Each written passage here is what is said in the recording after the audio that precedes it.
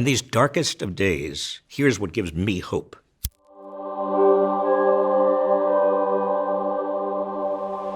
First, Donald Trump has been a giant wake-up call that we can't take democracy for granted.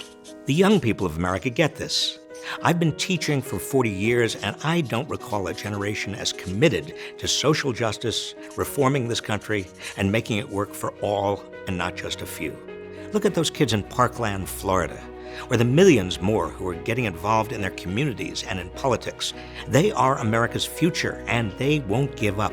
The second thing that makes me optimistic is occurring at the grassroots of America, where there's more activism than I remember in half a century. The Me Too movement, Time's Up, Black Lives Matter, Never Again, the Poor People's Campaign, Indivisible.org, SwingLeft.com. They and thousands of other groups and millions of Americans are united by a commitment to end abuses of power, whether by sexual predators or the police, the National Rifle Association, or billionaires out to undermine our democracy. Third, fueled by Trump's election, more women are running for office than ever before. According to Emily's List, more than 36,000 women are interested in running for office in 2018 and beyond. By comparison, 920 women contacted Emily's List in the 2016 campaign. Fourth, I'm optimistic because America's history shows that every time we've gotten off track, Americans mobilized to get our country back on track. We did this after the Gilded Age of the 1880s and 90s, when robber barons monopolized the economy. Politics was poisoned by money and poverty and disease, and horrendous working conditions claimed thousands of lives each year.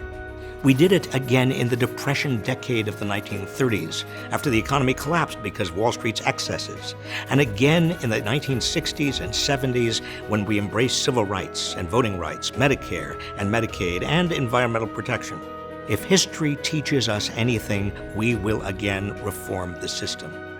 Fifth, I'm also optimistic because these grueling years of the Trump presidency have made us all realize how fragile our democracy really is and what we need to reform, from the Electoral College and superdelegates to gerrymandering, voter ID laws, and hacker-proof voting machinery.